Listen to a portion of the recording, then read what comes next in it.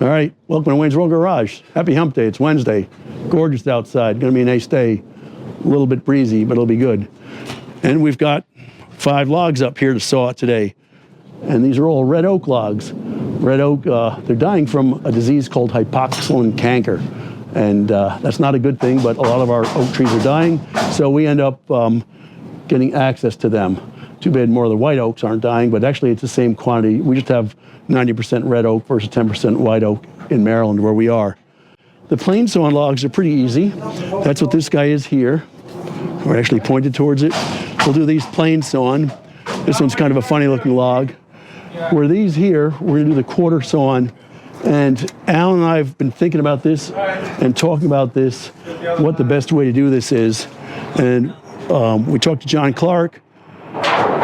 What we're gonna try and do is when we get this on the carriage, we're gonna cut off a flat spot here, okay?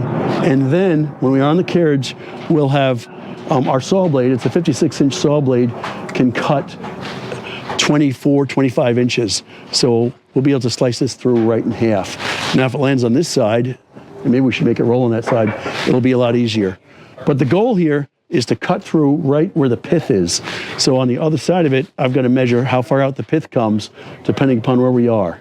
Then we'll have a flat spot, cut the bottom, then we'll have 2 halves of the log that we can quarter saw. So when we go to quarter saw them, what we need to do though, assuming this is going right, is we want to cut them, this will be cut in quarter here and here. We want a flat spot here, here, and here. But the whole goal of quarter sawn lumber is if you look at these growth rings, we want boards where the growth rings are parallel, perpendicular, sideways basically, to the board. So the board's gonna run this way, and then if the width of the board's this way, they are going perpendicular to that or something like that. So before we do anything, look, see everything clear down the left. Alan, you guys good up there? Good. You good? Good? All right, so this is the low oil pressure shutoff, turn that on. Fuel pump, magneto, tad bit of throttle, carb 1, carb 2. And our switches are pulled out. So probably the most important thing here is before Wayno starts cranking the engine, in case we have a runaway carriage, make sure that everything's clear. So let's see how.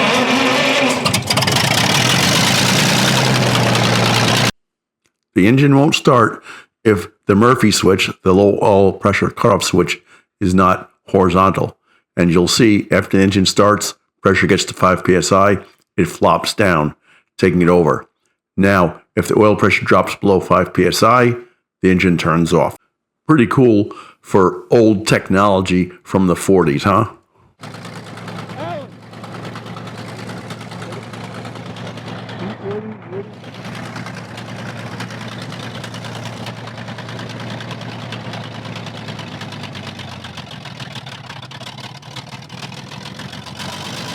So this man has got the memo, and I will strap the carriage down before we roll this rather large log onto it.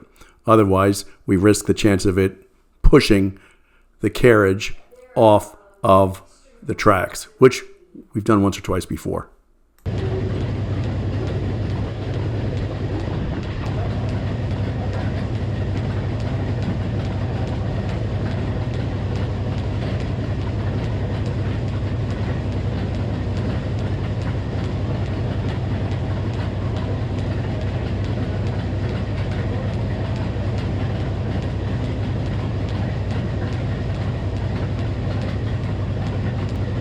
Okay, so just in case you're wondering, the guys here were not entirely a bunch of snowflakes.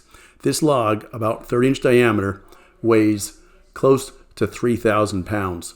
So check out woodweb.com, and they've got a calculator to figure out what the weight of a log is. It's a heavy log, so we've got 4 or 5 guys rolling this on here. And you got to be kind of careful, because if it rolls out, this will crush somebody, and it'll probably break a finger, or it could bruise a toe. So we want to be a little bit careful doing this, which I believe we are.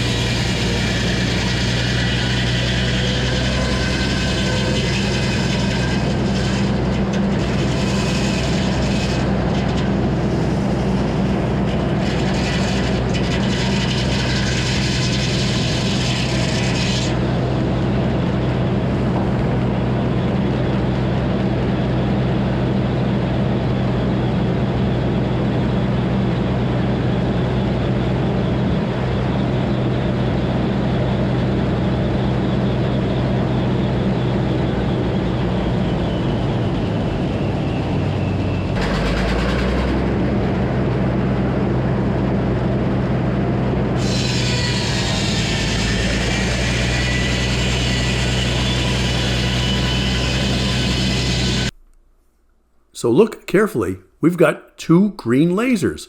We've got one laser which shows us where the saw will contact the log. That's where to cut it. The other one is aiming horizontally.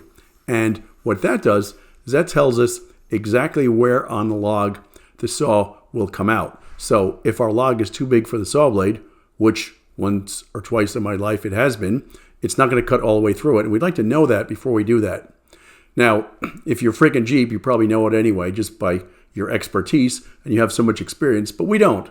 So one of the newer guys, John, with the green muffs on, said, hey, let me put up one of these different lasers here, and we'll show it horizontally. It's actually a really good idea. So now we've got two lasers.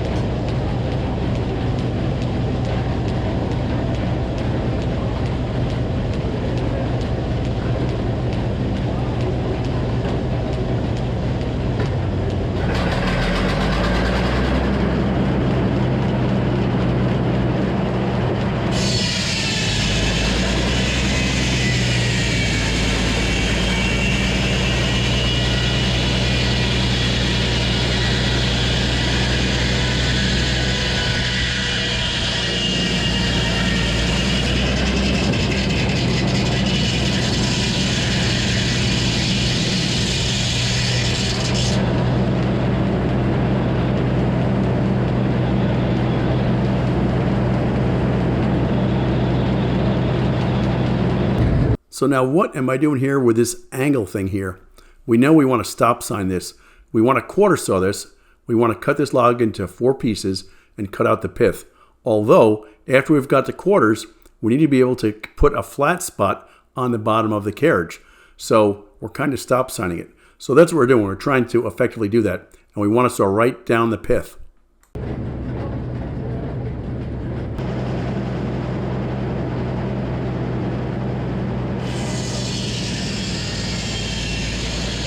This is a really good chance to see the two lasers in operation.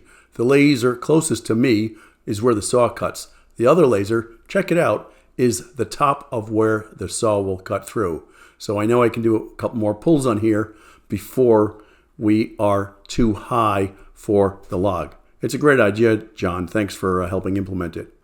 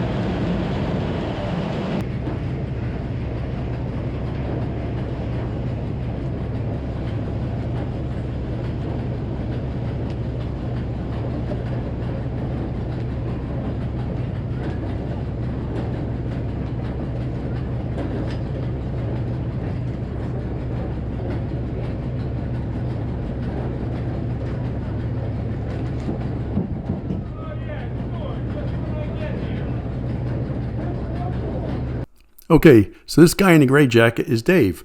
That's who logs we are sawing today. And he had some ideas because he was hoping to get these quarter sawn.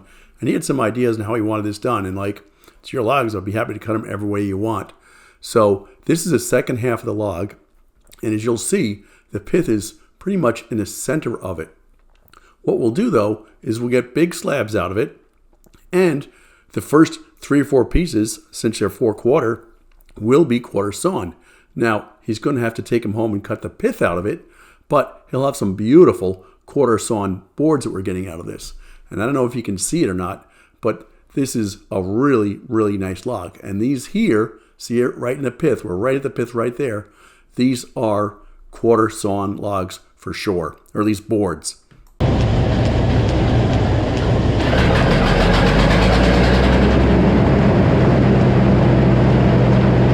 I don't know how well these are going to show up on the GoPro cameras, but we are cutting pretty much right down the pith of this log. And when you do that, we end up with quarter sawn oak boards.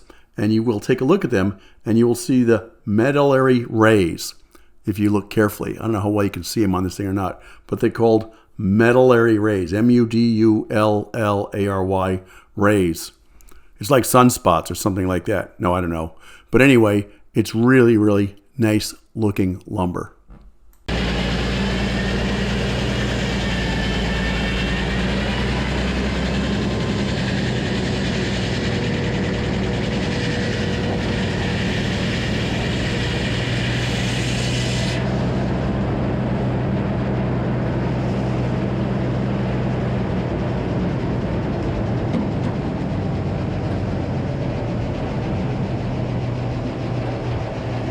Here's a close-up of what we're sawing.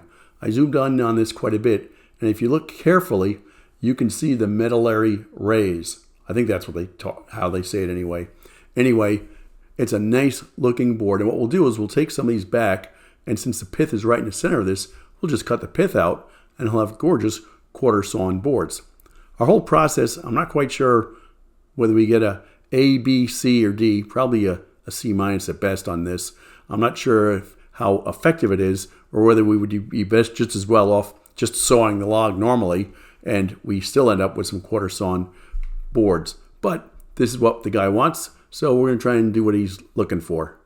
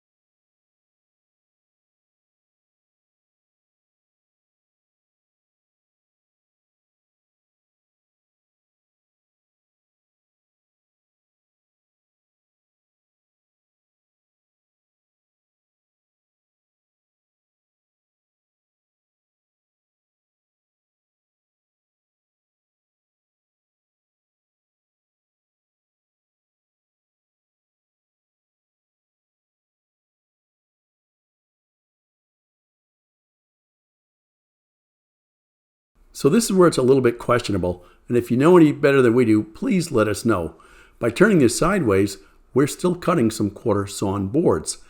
It's my understanding that a quarter sawn board is when the growth rings are up to 30 or 45 degrees from the width of the board. If that's not right, let me know. But I know certainly if they're perpendicular, we're spot on. My understanding is it can be up to 45 degrees.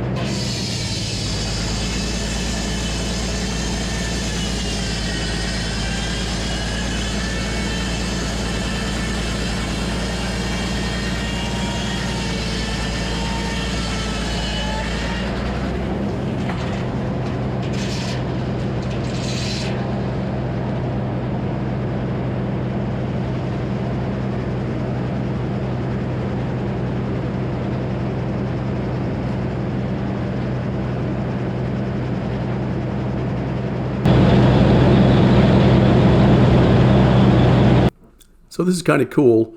We're actually getting quarter sawn boards out of this, and that's exactly what we were aiming for. And as you see, it's a quarter of the log, a little bit less than that since it's so wasteful. Not quite sure the value of this yet. It does have beautiful boards, but we do lose a lot also.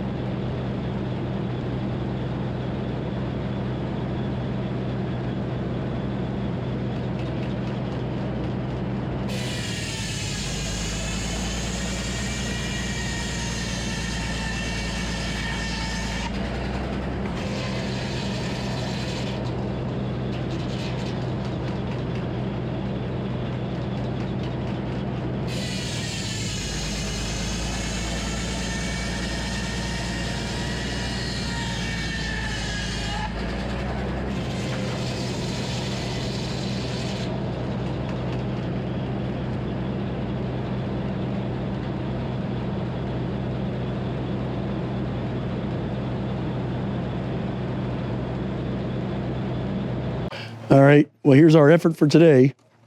There's a lot of lumber in this stack. We got 4 of these logs cut up. I guess the important thing is, these are the last ones we sawed, the quarter sawn, and as you can see, the growth rings are perpendicular to the way we sawed. That's exactly what we want to do. So when we do it properly, when we square it off and then cut it in quarters and work from there, every 135 degrees, okay, then we get nice quarter sawn boards. Accidentally, we get quarter sawn boards anyway when you're normally sawing. So I don't know how much it's really, how effective that is. But the other thing too is if you look at these boards, what do they call these? Some sort of space rays or some medullary, or I don't know what they are, but they've got these little rays sticking down them, as you can see, which you don't normally see on normal wood, which is not quarter sawn, and people seem to like that. Additionally though, when the wood dries, if all the growth rings like this are going to shrink the same amount. So instead of the board cupping a lot on you, it shouldn't cup very much at all. So it's a nice way of doing it. It's very wasteful because it's not very efficient, but it has some nice lumber. So that's the story, and I'm sticking with it.